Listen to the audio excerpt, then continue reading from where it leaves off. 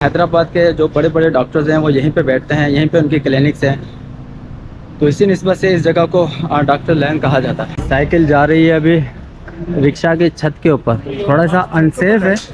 तो ये रोड हैदराबाद का एक खूबसूरत रोड है, हरियाली होती है रोड के दोनों जानिब और ऊपर हिल टॉप की तरफ जाने वाला रास्ता है। मुझे स्कूल से कॉल आई और उन्होंने बताया कि सारिम जो कि मेरे छोटे साहबजादे हैं वो गिर गए हैं और उनको चोट लग गई है। ये सनी प्लास लगा हुआ है यहाँ पे, तो थोड़ा सा ब्लड भी निकला था। तो उन्होंने कहा कि इसे ले जाएं घर पे आप। अस्सलाम वालेकुम नाज़रीन, उम्मीद करता हूँ आप सब खैरियत से होंगे। जैसा कि आप लोग जानते हैं कि मैं कुछ अर्सा पहले तक आप लोगों की रिक्वेस्ट पर हैदराबाद के मुख्तलिफ एरियाज़ को एक्सप्लोर किया करता था, लेकिन बीच में वो सिलसिला कहीं रुक गया क्योंकि मुझे वक्त नहीं मिल पाता था मैं आप लोगों की रिक्वेस्ट को पूरा कर सकूं। और मेरे पास बहुत सारी रिक्वेस्टें ऐसी आती थी जिन्हें पूरा करना मेरे लिए मुमकिन नहीं था। तो काफ़ी सारे मेरे सब्सक्राइबर जो हैं मुझसे मायूस भी हैं, मुझसे शिकवा भी करते हैं। सर मैं आप सबसे बहुत माजरत चाहता हूँ, लेकिन क्या कीजिए मेरे पास कुछ मसरूफ़ियत कुछ इस तरह की है तो मुझे वक्त नहीं मिल पाता कि मैं आप लोगों की फरमाइश को पूरा कर सकूं। मैं उम्मीद करता हूं कि आप लोग मेरी इस मजबूरी को समझेंगे। इस वक्त मैं मौजूद हूं हैदराबाद के इलाके सदर में, कैंट में, और इस इलाके की भी मेरे पास बहुत सारी रिक्वेस्ट आई हुई थी कि इस इलाके को मैं एक्सप्लोर करूं, लेकिन मैं अभी तक नहीं कर सका था। लेकिन आज मुझे यहाँ पे आने का मौका मिला। मकसद कुछ और है, इस इलाके को एक्सप्लोर करना नहीं है, मकसद कुछ और है। लेकिन मैं यहाँ पर आया था तो मैंने सोचा चलें कुछ झलक में इस एरिया की भी आप लोगों को दिखाता चलो। तो मैं इस वक्त हैदराबाद का जो कंटोनमेंट जनरल हॉस्पिटल है उसके सामने मौजूद हूँ। और ये जो वाइट कलर की आप इमारत देख रहे हैं ये FG पब्लिक स्कूल्स है फॉर गर्ल्स। तो मुझे जाना है इस तरफ डॉक्टर लैन की तरफ।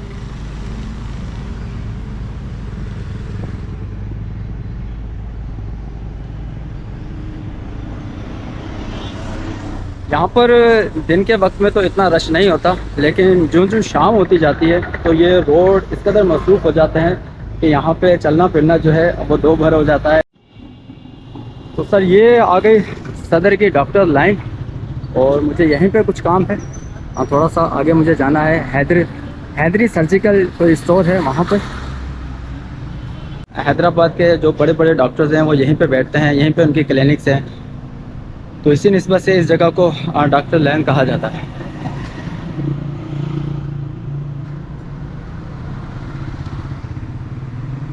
ये सामने ही है हैदरी सर्जिकल और मुझे यहीं पे जाना है।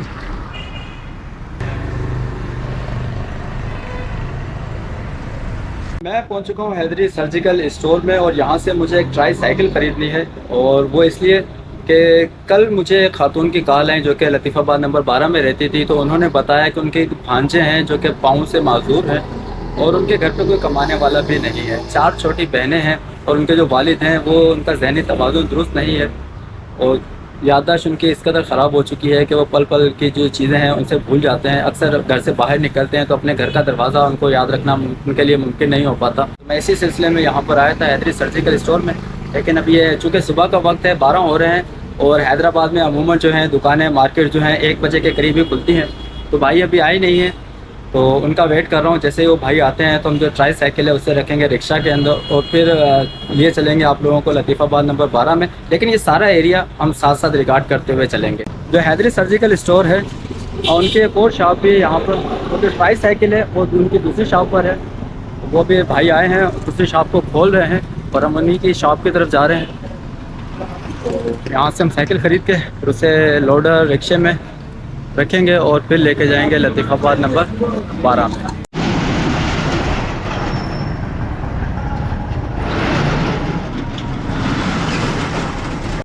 चलिए सर चलते हैं स्टोर के अंदर।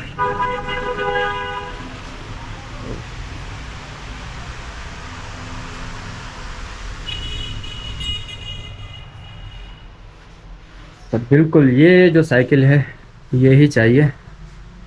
और अच्छा इसमें कोई अच्छी क्वालिटी की भी होती है, इससे इससे अच्छी क्वालिटी की भी है कोई? सर एक ही क्वालिटी आती है इसमें। सर ये लीजिए। सर ये साइकिल जा रही है अभी रिक्शा की छत के ऊपर, थोड़ा सा अनसेफ है लेकिन सर कह रहे हैं कि पहले भी लेके जा चुके हैं तो कोई इशू नहीं होगा।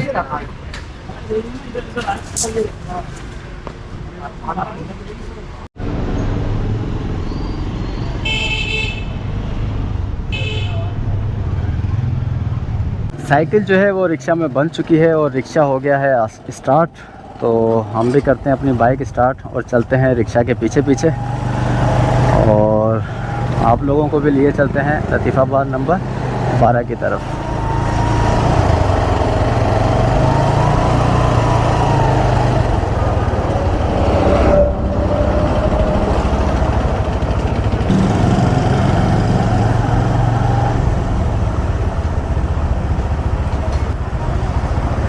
तो सर ये दोबारा से मैं पहुंच गया हूँ FG पब्लिक स्कूल की तरफ। ये FG पब्लिक स्कूल है और अब हमें सदर से निकलना है।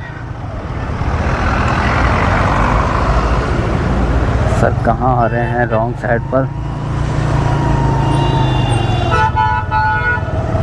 रिक्शा जो है वो पीछे है और हम रिक्शा के आगे आगे चलेंगे।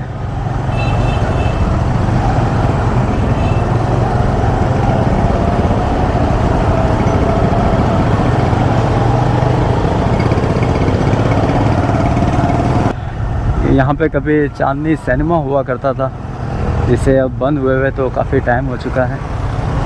और अब यहाँ पे हैदराबाद की सबसे बड़ी मोबाइल मार्केट है।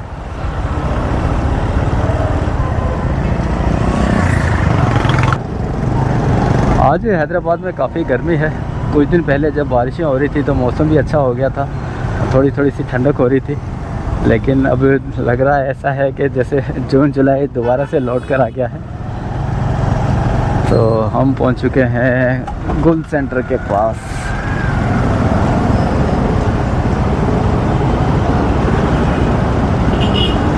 हैदराबाद का इकलौता ट्रैफिक सिग्नल, नहीं शायद इकलौता नहीं है, गालिबन गिद्दू चौक के पास भी एक ट्रैफिक सिग्नल है।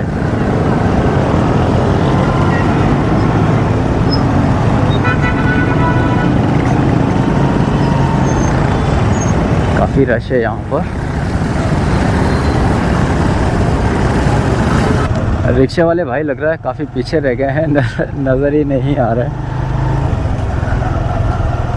ट्रैफिक भी था कुछ और ऊपर साइकिल भी बंधी हुई है, तो यकीनन वो थोड़ा स्लो स्लो लेके आ रहे होंगे रिक्शे को।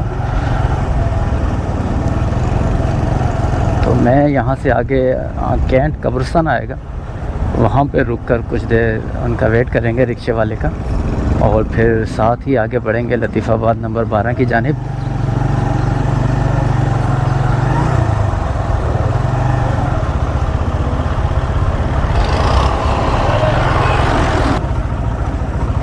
तो ये रोड हैदराबाद का एक खूबसूरत रोड है। हरियाली होती है रोड के दोनों जानिब, और ऊपर हिल टॉप की तरफ जाने वाला रास्ता है, बल्कि हिल टॉप ही है। यहाँ से ये हिल टॉप की तरफ जा रहा है रोड, और ये रोड जा रहा है लतीफ़ाबाद की जानिब। और मेरे लेफ़्ट हैंड की जानिब ये कैंट कब्रिस्तान आ गया। तो मैं यहाँ पे कुछ देर रुकता हूँ, साया भी है, दरख्त भी है, तो यहाँ पे कुछ देर रुक के रिक्शे वाले भाई का वेट करते हैं।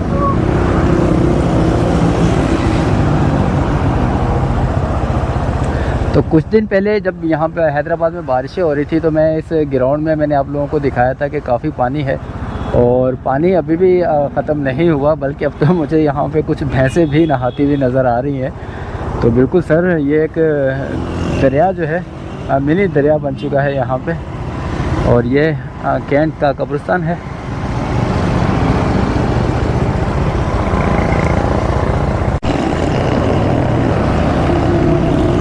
रिक्शे वाले भाई आ गए हैं, काफ़ी देर इंतज़ार करना पड़ा मुझे उनका, शायद काफ़ी पीछे रह गए थे।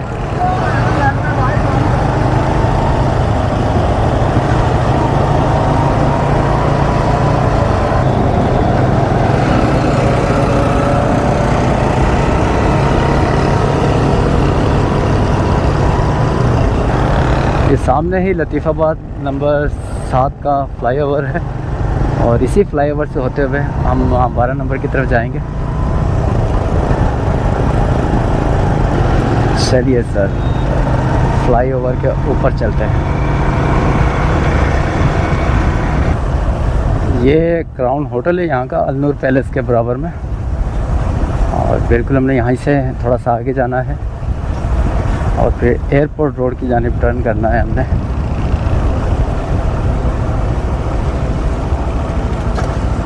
और तेरी खैर, रोड का ये वाला हिस्सा काफ़ी टूट फूट का शिकार है और काफ़ी वक्त से टूट फूट का शिकार है जो कि बनाया नहीं जा रहा। छोटा सा ही टुकड़ा है जो ज़्यादा टूटा हुआ है, बाकी रोड आगे ठीक है।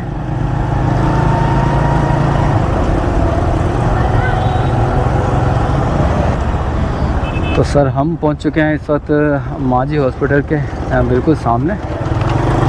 मेरे सीधे हाथ की जानिब रोड के दूसरी तरफ जो आपको इमारत देख रहे हैं माजी हॉस्पिटल है।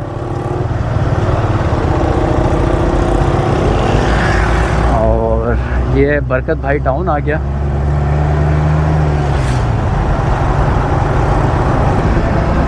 हैदराबाद के ये इलाके हालांकि ऐसा नहीं है कि बहुत ही आउटस्टैंडिंग है, वेल डेवलप्ड हैं और बहुत खूबसूरत हैं, ऐसा बिल्कुल नहीं है। लेकिन वो लोग जो हैदराबाद के वासी हैं, जिनको हैदराबाद देखे हुए सालों बीत चुके हैं, उनको ये टूटे हुए रोड्स, ये गलियां देखकर भी काफ़ी अच्छा महसूस होता है। हैदराबाद जो है पहले कभी बहुत ही खूबसूरत शहर हुआ करता था, साफ़ सुथरे रोड्स हुआ करते थे, कुशादा रोड्स होते थे। लेकिन अब तो सर हैदराबाद जो है दिन ब दिन तबाह होता जा रहा है। तो अभी हमने इस तरफ जाना है, लतीफ़ाबाद नंबर 12 की तरफ। चलिए सर, मिल गया रास्ता।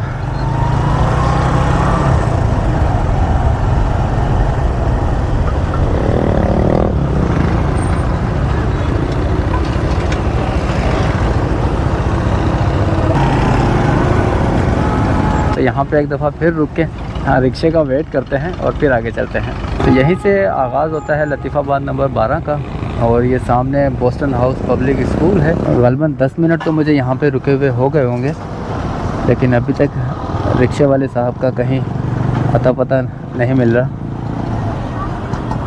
कहीं ऐसा ना हो किसी दूसरे रास्ते से निकल गए हों वो, और मेरे पास उनका मोबाइल नंबर भी नहीं है।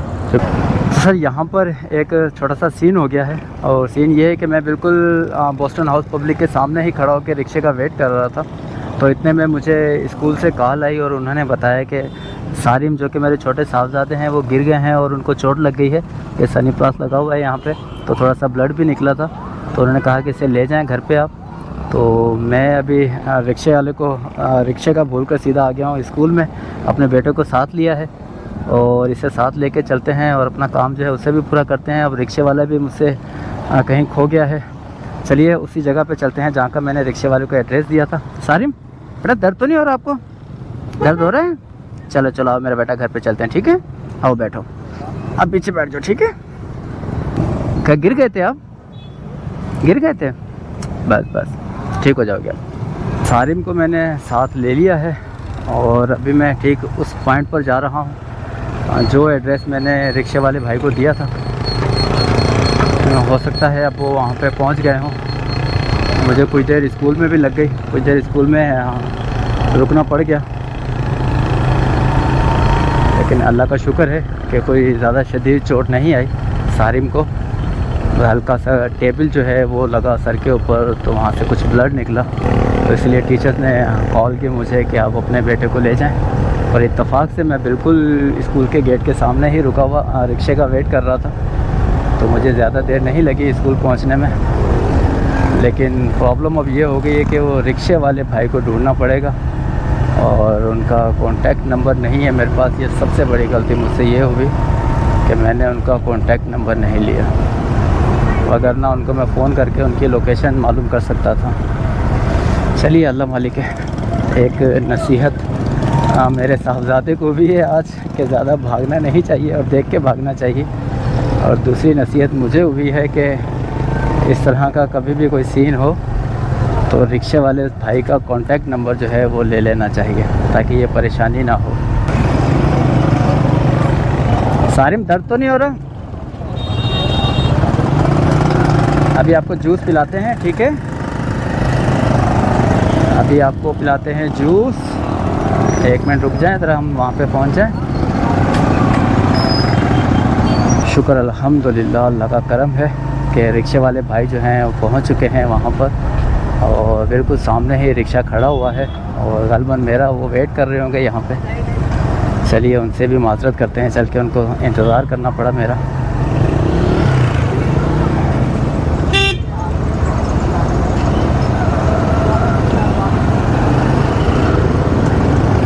काफ़ी देर हो गई आपको यहाँ पे? असल में मेरे बेटे को लग गई थी चोट, तो मुझे स्कूल वालों ने बुला लिया, इस वजह से जाना पड़ेगा। आप भी आए मेरे साथ आए। तो रिक्शे वाले भाई काफ़ी देर से यहाँ पे पहुँच चुके थे, तो उनको भी यकीनन परेशानी हुई होगी, काफ़ी इंतज़ार कर रहे होंगे मेरा। और अभी हमने इस रोड पे जाना है, ये ओल्ड पावर हाउस वाला रास्ता कहलाता है गालिबन।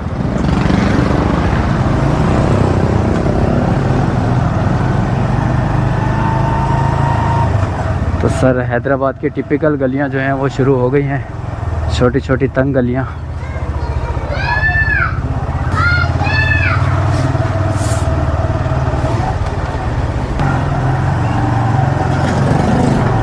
इस जगह का नाम मुझे मालूम नहीं है, सिवाय इतना कि ये लतीफ़ाबाद नंबर 12 है, और इस चौक को क्या कहा जाता है मैं नहीं जानता। कौन सी गली थी? नहीं, आगे वाली गली थी। उस गली में बहुत सारे पाइप थे, जिस गली में मुझे जाना है बिल्कुल वही वाली गली थी। यहाँ से कौन निकला था? चलो कोई बात नहीं, ठीक हो जाओगे, ठीक हो जाओगे आप, ठीक हो जाओगे, ठीक है। अभी जूस पीते हैं हम, ठीक है। चलिए ये साइकिल उतार लें। तो सर हम पहुँच चुके हैं अपनी मंजिल पर, और ये उमेर भाई जो हैं ये खोल रहे हैं साइकिल को, जो कि ऊपर बांधी गई थी। जी अंकल। नहीं अंकल, आप बताएं, मुझे क्या मालूम कितने बनते हैं। ये लें, इसमें से ले लें जो लेने हैं आपने।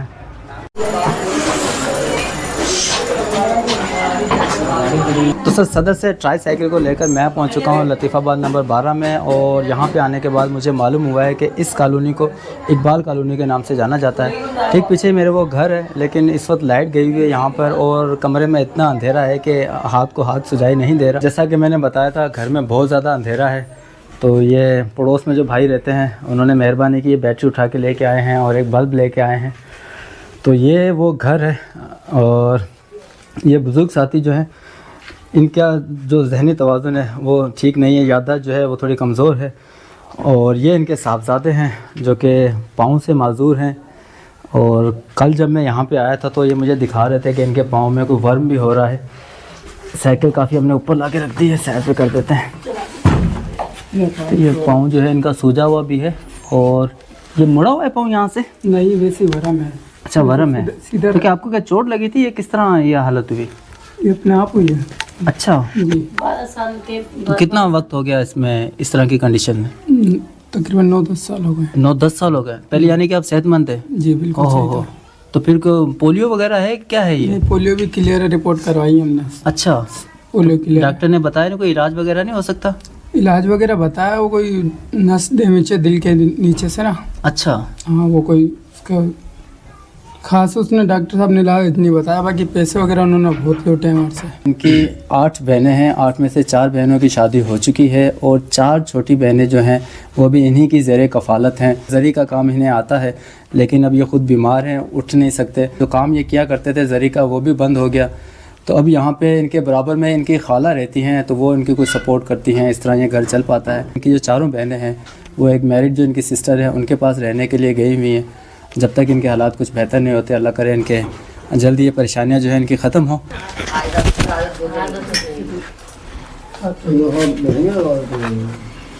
बैठ जाएंगे खुद से? माशाल्लाह माशाल्लाह।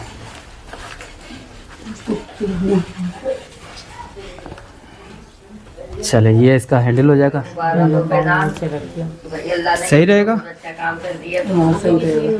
चला लेंगे। तो ये जो मकान है ये आपका अपना है? नहीं, ये किराए का है। अच्छा, ये मकान में पीछे खड़ी है। अच्छा, मालिक के मकान भी पीछे ही खड़ी हैं। तो कितना किराया देते हैं आप इसका? 7,000। 7,000 रुपये किराया। तो ये भी अभी आपके ऊपर, चूँकि रोज़गार तो है नहीं, परेशानी रोजगार तो है होगी। नहीं। अभी बीच में 3 महीने से हमारा काम बंद था बीच में। अभी 1-1.5 महीने से बीमार हो, तकरीबन 3-4 महीने से ये भी परेशानी है किराए की। किराया भी वो है मेरे ऊपर 3-4 महीने का। चले, अल्लाह ताला आसानियाँ पैदा फरमाए। छोटी सी रकम भी है, ठीक है, ये आप रखिएगा, फिल वक्त आपके लिए कुछ काम आ जाएगी, ठीक है। फिर इंशाल्लाह मैं दोबारा आऊँगा आपके पाँव के हवाले से। जैसे मुझे कोई प्रोग्रेस नज़र आती है, कोई अपडेट मिलती है, तो फिर इंशाल्लाह आपसे दोबारा रब्ता करूँगा, ठीक है। बहुत शुक्रिया डॉक्टर साहब, बड़ी मेहरबानी आपकी। जी बड़ी मेहरबानी आपकी। बस मेहरबानी अल्लाह ताला की अदा कीजिए, अल्लाह ताला का शुक्रिया अदा कीजिए। ये सब अल्लाह ताला की तरफ से है, वरना मेरी क्या हैसियत है या किसी की भी क्या हैसियत है वो किसी के काम आ सके। ये अल्लाह ताला ही नवाजता है किसी न किसी बहाने किसी न किसी वसीले से अपने लोगों को। बिल्कुल ठीक है सर, अपना ख्याल रखिएगा। ये आपने गले में क्या पहना हुआ है? ये गुम हो जाते हैं। अच्छा अच्छा, तो ये आपका नाम पता है, एड्रेस वगैरह जो है वो इसके ऊपर लिख के लगाया हुआ है। ठीक ठीक ठीक ठीक। नंबर मैंने यार मैं भी कभी कभी दिमाग मेरा ये गुम हो जाता हूँ। बस अल्लाह ताला सेहत दे, आपको भी सेहत दे और आपके बच्चे को भी सेहत है। ठीक है सर। कहना चाहूँगी। अच्छा, ये इनकी खाला हैं, वो भी कुछ कहना चाह रही हैं। जी जी जी। अस्सलाम वालेकुम। मैंने ये प्रोग्राम मोबाइल में देखा था। जब मैंने मोबाइल पर ये सब देखा तो मुझे बहुत अच्छा लगा और मैंने ये सोचा कि मैं अपने भांजे के लिए ये सब करवा लूँ तो शायद बेहतर हो जाएगा। मैंने कॉल करी तो भाई ने उठाया और मुझे भाई ने एक हिम्मत दी और हौसला दिया कि आप परेशान ना हो, मैं आकर चक्कर लगाऊंगा और देखूंगा और विजिट करूंगा। ये सब ठीक है तो मैं करूँगा। आज माशाल्लाह कल ही मैंने बात की और आज सब ये किया। मैं बहुत इस बात की शुक्रगुजार हूँ और मैं आपको दुआएं देती हूँ। अल्लाह पाक आपको इतना करे कि आप तमाम जितने भी मोहताज हैं सबका आप ख्याल कर सकें। आमीन आमीन। और मैं बहुत इस चीज़ से बहुत खुश हूँ। अच्छा मेरी बहन, बहुत शुक्रिया, आपने मेरी इतनी तारीफ़ कर दी, हालांकि मैं इस काबिल नहीं हूँ। दूसरा ये कि इसमें मेरा ना 1 रुपया भी नहीं लगा। ये कुछ अल्लाह के नेक दिल लोग हैं, आप उनको ज़रूर अपनी दुआ में याद रखिएगा। जिसने भी किया है अल्लाह पाक उनको इतना दे और वो हमेशा खुश रहें, हमेशा खुश रहें, उनके सारे मसले हल हों, उनकी तमाम दुआएं कबूल हों।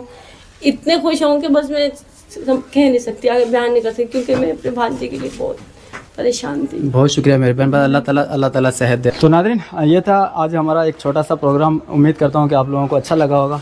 और वीडियो के आखिर में मैं एक दफ़ा फिर से शुक्रिया अदा करना चाहूँगा उमेर भाई का, जिन्होंने मेरे साथ आज मेहनत की है साइकिल को यहाँ तक पहुँचाने में। उमेर भाई शुक्रिया आपका।